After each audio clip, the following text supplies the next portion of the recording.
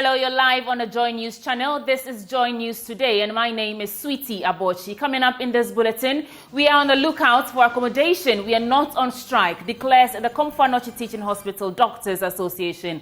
More as the move leaves patients and visitors at the Kumasi Teaching Hospital stranded over alleged forceful ejection. We'll bring you more details. Strike. We just wrote, we notified management that we are going to look for accommodation units. That's what we are saying. Minority in Parliament initiates moves to summon power players to Parliament in a bid to resolve the current power crisis. More as the Institute of Energy Security charges GRIDCO to provide answers to the shortfalls in power supply.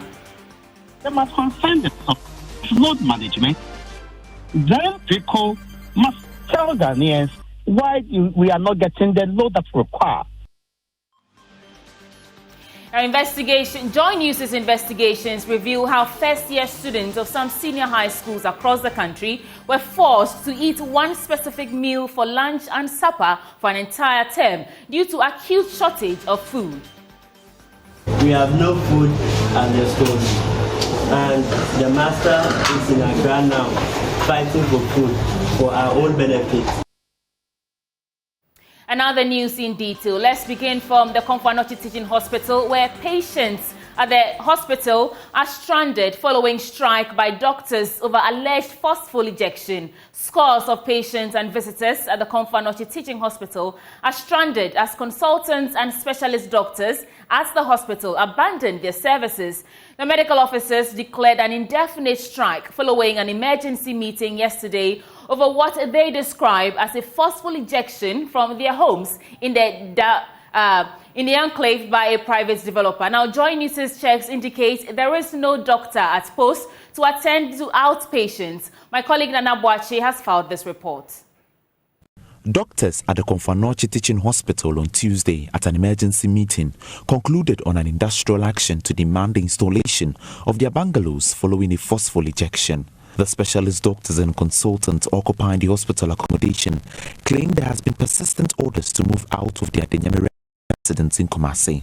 The strike, which began on Tuesday, has left some patients stranded. The buy in the kind at the account got 20 himself doctors by a 2 hour run by 7:38 and the nurses never said doctors cause strike into a more risk shadow our date near the by review. Early in the morning, the nurses informed us about the strike, so they rescheduled our date to 10th April. Demo data was some bana akoshe 10th April semombra omo say omo issue nyana say I'm say doctors no strike concern baby omo ti tu omo and na omo de call strike no me who dey say be ko baby fofora na say be twen dey me just say me kuno. I can't tell to a private hospital. I don't have drugs available. Asankola. Asa. To say me nim say be kwa kotobi say ye betwen yo ene dey mentimi. Ye wo mu na ehwe me baby ayare no this woman. I have to wait for them. It's a surgery and they are supposed to take care of me. Since they are not here, I will wait. I have been given 2 weeks to return.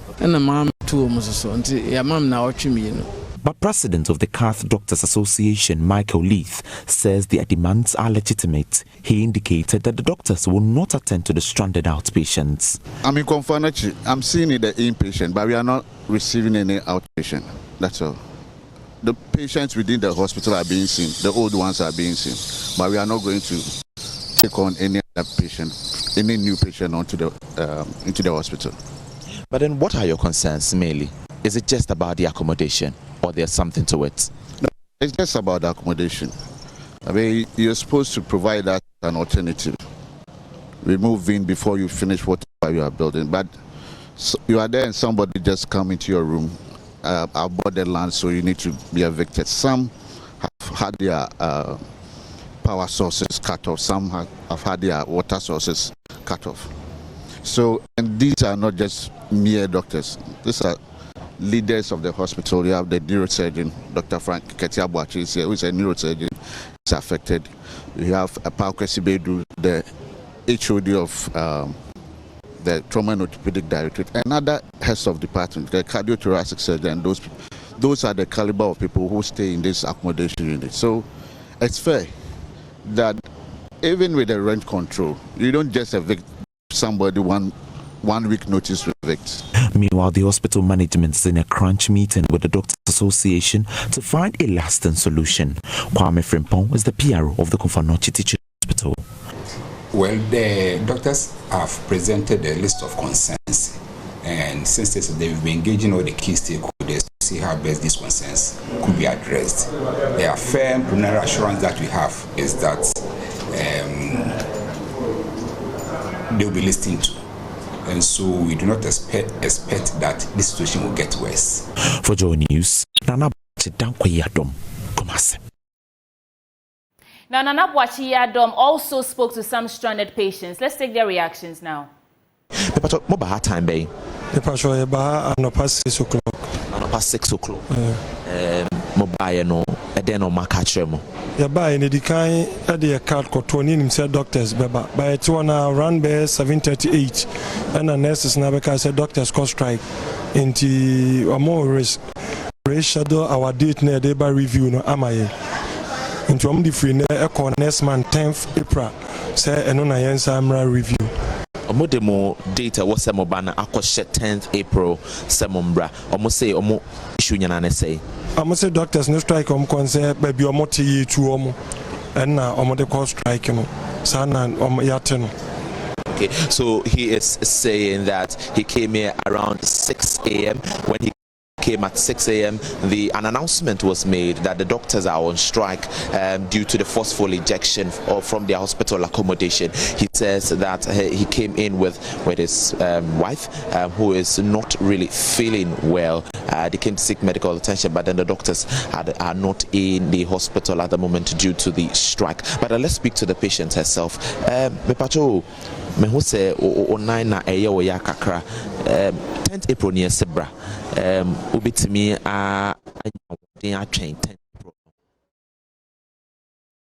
Some sights and scenes there from the Kumasi Teaching Hospital. But moving on, as the nation continues to grapple with the power crisis, some experts in the energy sector have raised concerns. Executive Director of the Institute of Energy Security, Nana Amwesi, says the burden lies in the bosom of GridCo to provide answers to the energy shortfalls currently being experienced. Speaking on Newsnight, Nana Amwesi said the Electricity Company of Ghana has no option than to shed load since there is a shortfall of over 600 megawatts of power. We are struggling to, catch the motive for saying that this is red for somebody to call it brown. At least there's some clear disparity between these two colors. And these are questions that must be answered by GridCo and not ECG. Yeah. We don't know who is pushing ECG to answer these questions. It is the load given to you by the transmitter GridCo that you manage. If you think that you have deficits that cannot meet your peak demand, you shed load and you give your people a timetable. But to explain why we have deficits in load, it is for GridCo, the system operator, that must answer this question. Because whether to dispatch a plant or not is called on by GridCo. So GridCo is the one that can tell why this plant is not working, why plant B is being dispatched. They have the answers, not ECG. I don't know why he wants to show all this belief and this concern. They must concern themselves with load management. Then GridCo must tell Ghanaians why we are not getting the load that we require. Goes through. Evans, this is glaring that since the beginning of the year, we've not been able to produce 3,300 megawatts in any particular day. Meanwhile, our peak demand is getting close to 3,700 megawatts. That shortfall, that is what the ECG must manage so that we don't have a brown out or a black out. Because if the load from consumers is 3,000 and what the ECG can distribute to us is less than that, ECG must set off that excess load. Simple. Meanwhile, the minority in Parliament has downplayed the reasons given by Electricity Company of Ghana for the current power outages. Managing Director of the company, Samuel Dubik Mahama, had distributed the outages to the maintenance of some 600 transformers due to overloads, among others. But speaking with my colleague Evan Spencer, ranking member on the Energy Committee, John Kintampo, described this explanation as untenable. He said Parliament will summon the power players in a bid to resolve the problem. Whoever is close to the ECG MD, I would plead with that person to advise him to stop what he's doing. Transformers do not get overloaded overnight. That's one. Two, ECG by convention undertakes routine maintenance in the afternoon. They don't undertake routine maintenance in the night from 7 to 11. Three, routine maintenance means that you've planned. So you cannot be engaging in routine maintenance on a daily basis at the same time in the night. I have today's schedule. And you see, in this era of information communication, don't think that you can swindle people. Capacity available is 3,012 megawatts. Big demand 3,663 megawatts. Export, CIA, that's Cote d'Ivoire, is reduced to 27 megawatts. Sonabel, Burkina Faso, 150 megawatts. CEB, Togo, 54 megawatts. Load management, ECG, 600 megawatts. So from a generation point of view, today there's a deficit of 600 megawatts. Because some plants are down for maintenance. That's his point. And fuel. They don't have money to buy adequate fuel. Because they don't have distillate fuel. They don't have heavy fuel oil. And then the gas, that's even something I want to deal with you at another time. Our gas production is declining. It's declined by 32% since 2017. So even the throughput in terms of the amount of gas is going down. Look, these are serious matters. And I'm begging Mr. Dubik, please don't do that. I've already spoken to chairman of the Mines and now is Energy Committee very soon. Because Mines is being hived off. Yes.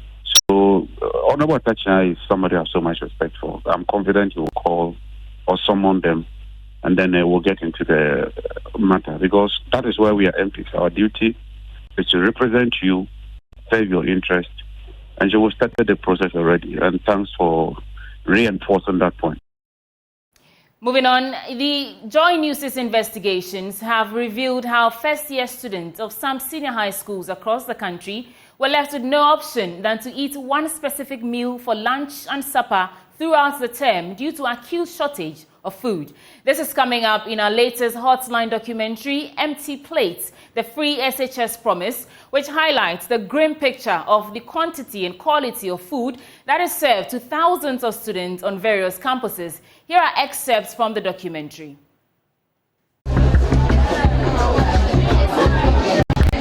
Here in the Central Region, the harsh reality comes to life. A dining hall prefect, Sambali, informed first-year students of the insufficient food supply. Their meals are reduced to simple, often nutritionally inadequate options. This situation is not unique to the Central Region, but is echoed across schools in other regions.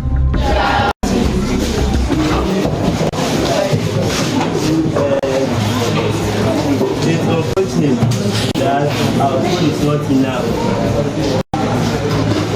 As I have told you earlier, we have no food at the store. And the master is in Accra now, fighting for food for our own benefit. So we are pleading with you to manage the little here. And we promise you very soon there will be enough food for us so that we can all enjoy ourselves. Thank you. Excerpts from Empty Plate, the Free SHS Promise, and will be airing on Monday, March 18th on Joy FM, the Super Morning Show at 8:30 a.m. and Joy News Channel at 8:30 p.m. Do watch out for that. Now, moving on to other stories. The government cannot deliberately compromise with the quality of food for students. That's the position of Deputy Education Minister Designate Professor Kingsley Nyako on senior high schools feeding brouhaha. Joining his latest investigative piece, Empty Plates, the Free SHS Promise, has uncovered a worrying state of the feeding program under the Free SHS policy. The challenges include poor quality and quantity of food served and weevil infestation. Now, the Deputy Minister for Education Designate Professor Kingsley Nyako has been responding to the concerns after his vetting. There is more in the following report. Renewed public concerns about the sorry state of the feeding program under the Free SHS has been sparked by Joy News' latest investigative piece titled Empty Plate, the Free SHS Promise. The documentary uncovered challenges including poor quality and quantity of food served students and weevil infestation. Ahead of the premiering of the documentary, the Education Ministry has already initiated nationwide fact-finding mission on the menace. Reacting to the report, the Deputy Minister Designate for Education, Professor Kingsley Nyako, said there is no deliberate attempt to compromise the feeding program. You have sent children to school, the responsibility to feed them. And I don't think that the ministry will do anything that will compromise the feeding of the students. That's what I'm saying. So if these things are reported, I'm sure that the minister and the ministry will take the necessary steps to address them. There was also a debate over which government completed most of the e-blogs initiated by the SWAL NDC administration. I remember about a year or two ago, the education committee met the Ket Farm boss at Koforidua, and my revered ranking was there. At Koforidua, we were told by Dr. Richard Boadu that 29 was made by this administration and 31 has been added by this administration. Yeah, completed. Yes, completed. 29 had been completed, and this administration had completed additional 31, making 60. I remember, we were all there. Graphic online website. March 7th, 2017 at 4:21 p.m. And it states, NDC built only 46 community day senior high school, Opoku Prempe. Are you doubting the minister's statement? I'm not doubting, but I also don't know the context within which he made that statement. Thank you. So you are not doubting the minister's statement? In that I don't know the context within which he made that comment. So if you could indulge me, Mr. Chair, let me stick to what I have put on record. Another nominee who appeared before the committee was the Deputy Health Minister Designate, Alexander Akwesi Akwa. He said, despite several challenges confronting the National Health Insurance, there is still public confidence in the scheme. He assured he will advocate for the removal of the capping on funding on the scheme. Mr. Chair, I have seen people driving in Range Rovers. They would come to facilities using health insurance, and after they have been put to bed, they will request for a private ward and pay for it. It means that such a person is benefiting from health insurance, using health insurance to have access to the facility. But when it comes to treatment, because perhaps he's a bourgeois, he will pay to be in a private ward. It means that the confidence in the confidence in health insurance is high. There are people who believe in it, that at any point in time where they have it and they take it to the various hospitals, they will definitely have health care. An interesting issue that came up during the vetting of the Deputy Employment and Labor Relations Minister Festus Iwa Kofi was the concern about sexual harassment at workplaces. He said companies must undertake extensive education to prevent the occurrence. Exactly what will you do working with your minister to put measures in place for us to really minimize this incident of sexual harassment in the workplace? It's an act that we cannot condone, but it's a psychological problem. And I think in every organization, without reference to the employment ministry, should try and engage this clinical psychologist to educate the entire employee. The committee will sit on Wednesday to vet the final 2 nominees of President Akufo-Addo. James Aveji's report, read to you. Now, it has emerged that the prime suspect in the killing of the former CEO of the Royal Cozy Hills Hotel connived with his girlfriend to kill his former boss. That was revealed by police during the Ward District Court sittings today. The accused, who is the former human resource manager of the hotel, has been remanded into police custody as 4 others are acquitted. Lawanga Bagonluri represented 3 of the suspects. Let's now get on the phone and speak to our Upper West Regional Correspondent, Rafiq Salam. Rafiq, so we know that 4 people have been acquitted. What more can you report? What I can report to you that there were interesting revelations at the Ward District Court today. 7 of the suspects appeared in court, but the judicial service, police officer in the person of lawyer Alidu Ali Chao prayed to the court that he wants for all the suspects to be discharged and acquitted because for them they have finished their investigation at that particular stage. And it appears that they are closing in on 3 personalities in the person of Ilasa Mahama, who happens to be the prime suspect in this case, and also the former human resource manager of the Royal Cozy Hills Hotel. His age is 32. The second person, the prosecution described as the girlfriend of Ilasa Mahama in the name of Belinda Miller, who is 26 years of age, and then who also happens to be the girlfriend of the prime suspect, Ilasa Mahama, and also serves as the front desk officer of the Royal Cozy Hills Hotel. And so the third person in this case is Kuku Kombata, who happens to be the security guard at the Royal Cozy Hills Hotel. What we were told at the court that the prime suspect, after allegedly committing the act, he used the push key of Eric Johnson, used his Nissan car, moved out, and then the security guard opened him because the police guard said he thought that the person moving out was his boss. And so these 3 suspects have been remanded into police and then prison custody. In the case of the prime suspect, Ilasa Mahama, he was remanded into the war prison, while the other 2, Belinda Miller and then Kuku Kombata, will be at the war police cells. But there are also interesting revelations in this particular case because they are looking at how Ilasa Mahama entered this private residence of Eric Johnson.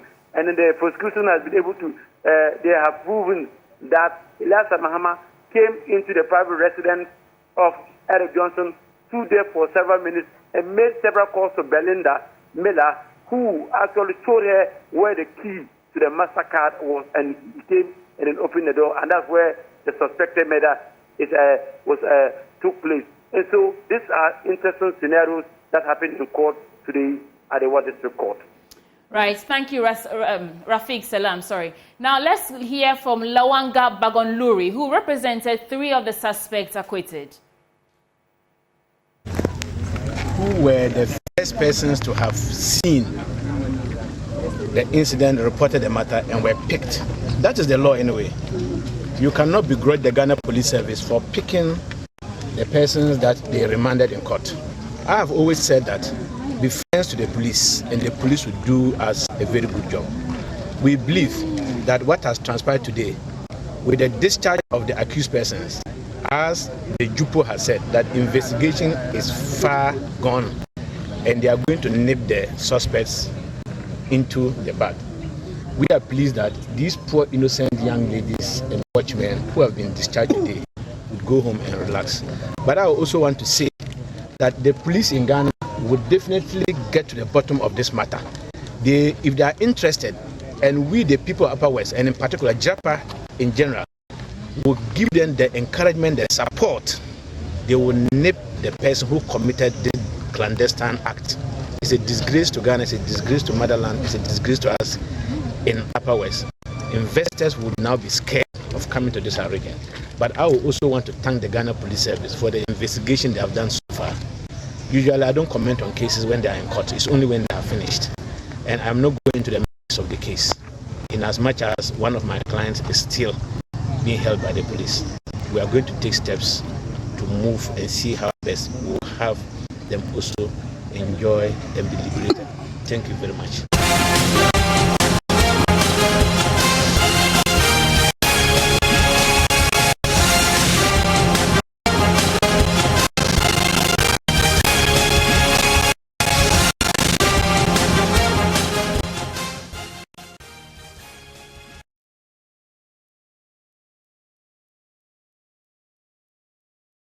And now from our election headquarters, let me take you to the Central Region, where regional executives of the National Democratic Congress says the NDC flag bearer couldn't have settled for a better running mate than Professor J. Nana Opoku-Agyeman. Addressing the media in the Central Region, the regional executives indicated that the qualities of Professor J. Nana Opoku-Agyeman will help improve the fortunes of the party in the 2024 elections and ultimately lead the party to victory. Regional Chairman Professor Richard Asiedu has been addressing the media.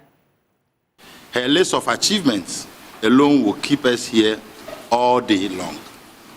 She has indeed proven herself to be a distinguished and hardworking servant to the good people of Ghana. Customary of the NDC, we will officially welcome our 2024 running mate back home to the region, that's the Central Region. The regional tour will cover a period of 4 days. It will start from Ewutu-Senya East Constituency and ends in Cape Coast. Professor J. Nana Opoku-Agyeman will use the opportunity to meet chiefs, imams, interact with market women and other stakeholders as she officially kickstarts her campaign ahead of the 2024 general elections in December. We, however, deem it more appropriate to engage you, our respected media men and women in the region, to officially express our most profound appreciation to His Excellency John Dramani Mahama for exposing his unflinching trust and confidence in a venerable academic who partnered him during the 2020 general elections as his running mate, and we can proudly say that the significant impact of the pair on the fortunes of the NDC in the 2020 elections were evidently clear and highly attestable. We look forward to productive engagement with the good people of the region and pledge the commitment of the NDC party to the welfare and development of the region, which has found expression in some of the policy proposals put forward, including the 24-hour economy policy, Big Push, Ejumapa, just to mention a few. We, the regional party, are fully grateful to His Excellency John Dramani Mahama for this great honor done on our great dear sister, mother and virtuous academic, whose special uniqueness and attribute will contribute significantly towards our drive to rescue this, our dear country, from the hands of the highly reckless driver and his insincere mate.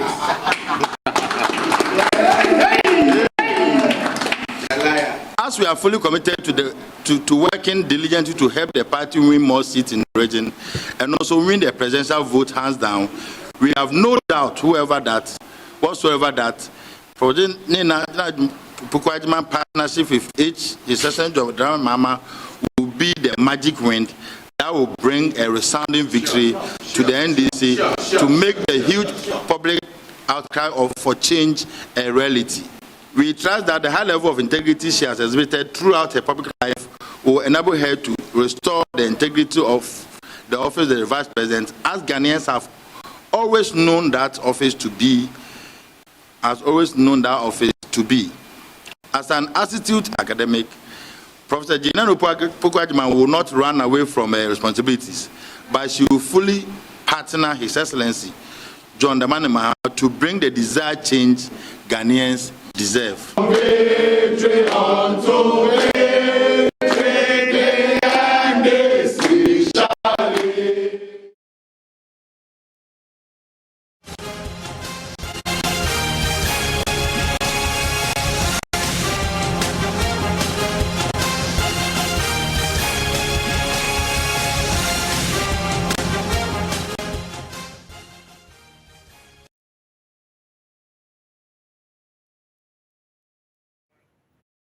Away from our election headquarters, let's get into other news. 2 people are feared dead in 2 separate accidents at a spot close to the Oda Bridge near Esereso in the Bosumtwe district of the Ashanti region.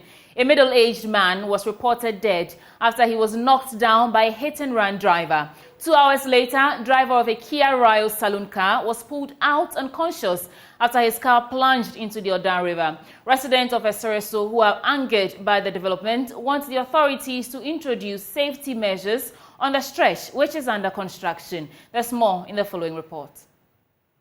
Residents of Esereso were Tuesday exposed to 2 fatal accidents on the Lake Road. A 50-year-old man and resident of Esereso, identified only as Charles, was killed by a hit-and-run driver at about 2 p.m. on Tuesday. 2 hours later, a Kia Rio car plunged into the Oda River at the same spot. A large crowd gathered on the Oda Bridge as personnel of the fire service and police supervised the removal of the vehicle from the river. Residents say the spot has gained notoriety for motor accidents. They want authorities to institute safety measures to save more lives. First is the assemblyman for Esereso East Electoral Area, Martin Opoku Emmanuel. This one is too pathetic.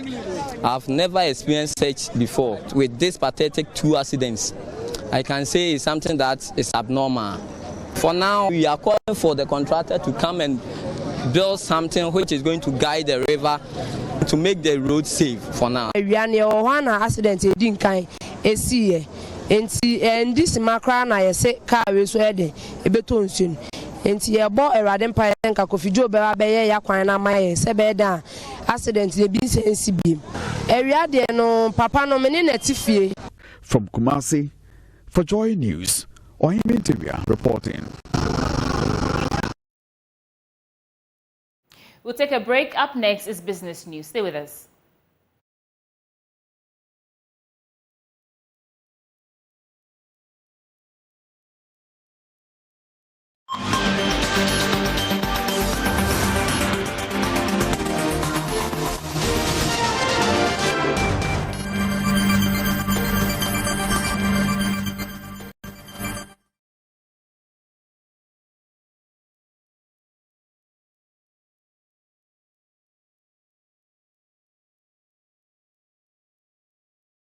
A warm welcome to the business segment on Joy News. Today with me, Pius Kojo Baka. Inflation for the month of February 2024 slowed down to 23.2% from the 23.5% recorded in January 2024. The key drivers for the ease in inflation were alcoholic beverages, tobacco and narcotics, as well as restaurants and accommodation services.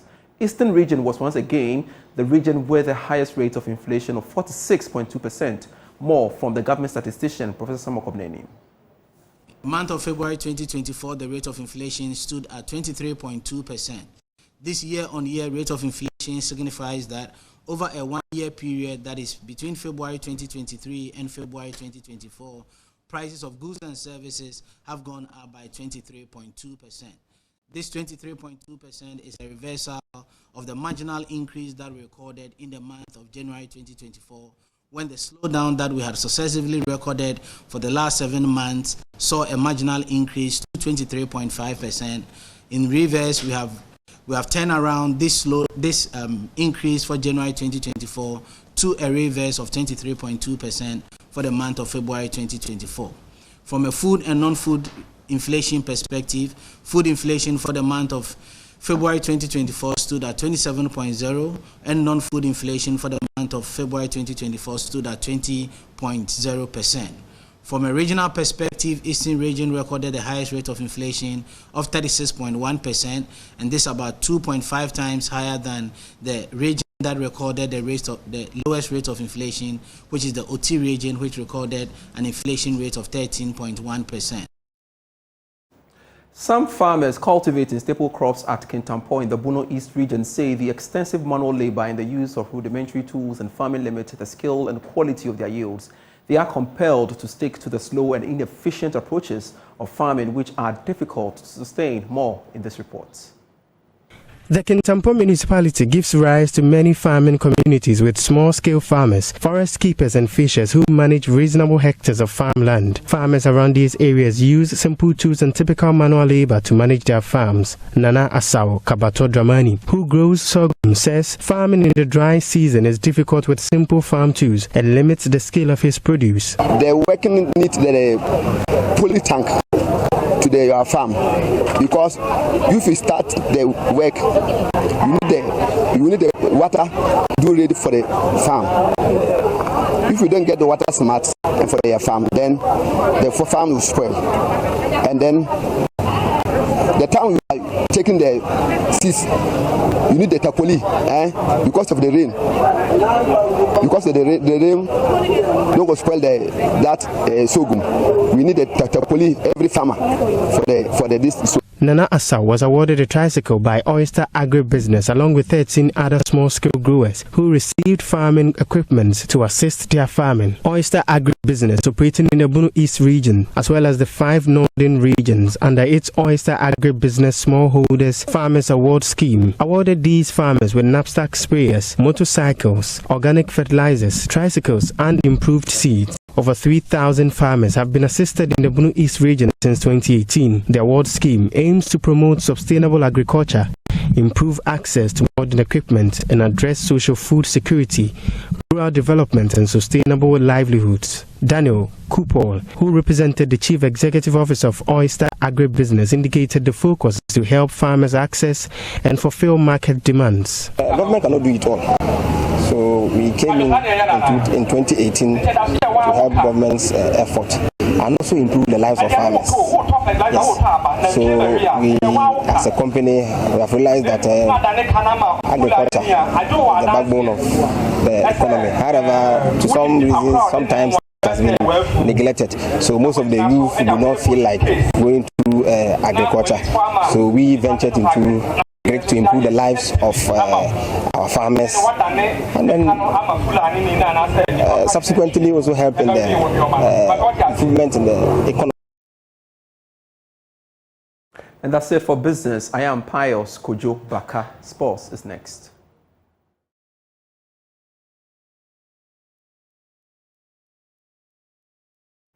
Let's bring you sports now. On Joy News today with me, Muftau Nabila Abdullah, one of Kansas City's topmost NFL players. Echo is in town to inspire young Ghanaians who wish to get into American football. My colleague Elon Bernard was with him when he was training some young kids in Accra, and has more in this report. Students of Rockies International School welcomed the NFL star in style, accompanied by his brother, parents, and Kansas City's teammates. The Super Bowl champion spent some time with the kids for a moment of inspiration. He later took the kids through some NFL tips on the field as a way of building their skills and confidence in the game. Speaking to Joy Sports, Eko Boydo was excited about his trip to Ghana and is already looking forward to the next one.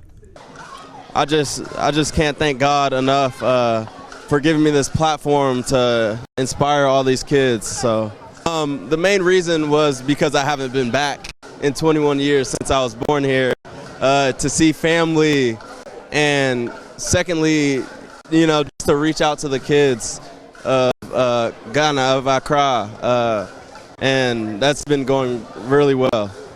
It feels awesome. I knew I was going to have that big platform in the Super Bowl, so I wanted to make sure that I brought the Ghanaian flag to represent, just to show love to where I'm from, and I'm glad I did, because I think I got a little bit of attention, which helped me be able to come here and have some connections, some people that I can talk to, and give back. That's definitely going to be my main goal when I come back to Ghana, when I come back to Accra, and I can't wait to share my knowledge, tell all the little kids what it's really about, and show them exactly how you play football, the basics of football, so they gain interest in it, and yeah. Just by way of update from the ongoing African Games, Ghana has lost its volleyball contest against South Africa and against Morocco rather. And the team said that the equipment they were supposed to use for the game, they are still at the sea because they are yet to be shipped into the country. That's your sports for now. We do have more sports stories on myjoyonline.com. We appreciate your time.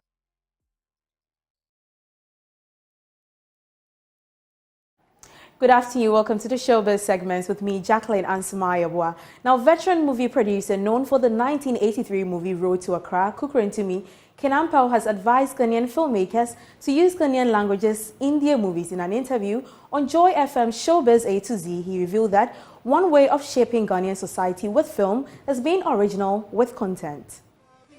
Now, Ghanaian songstress Wendy Shea has opened up about the challenges she faced when she came into the music industry, including receiving death threats and missing opportunities due to social media backlash. Speaking on Daybreak Hits on his FM, Wendy Shea said people use fake accounts to bully her online. So you don't read all of these comments? Oh, not necessarily. Because, you know, I faced a lot of backlash when I came. So if anyone wants to put any message across, what happens?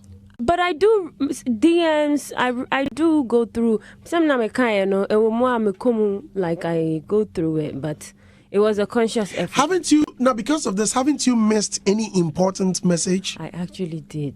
Really? Yes, I actually did. I got a message from Triller, and at that time it was new, and they actually wanted to put me on, you know, and I missed it.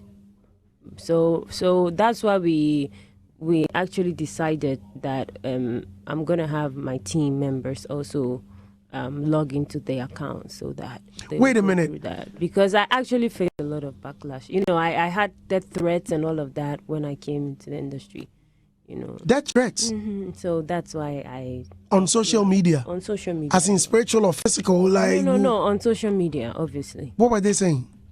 Oh, I mean, Andy, it's past and gone, you know. Now, the countdown is on for the 3 days camp adventure with Joy FM. Are you ready for the trip to Komfanote's hometown, the Jungle Party, and the Jama Night? Although tickets are sold out, let's take a listen to my colleague Maxwell and Programs Manager of Joy FM, Adam Naite, fill us in on what to expect. On is on, and the Joy FM Eastern Camp Adventure. Is there a wrap for the Showbiz segments with me, Jacqueline Ansuma Yabwa?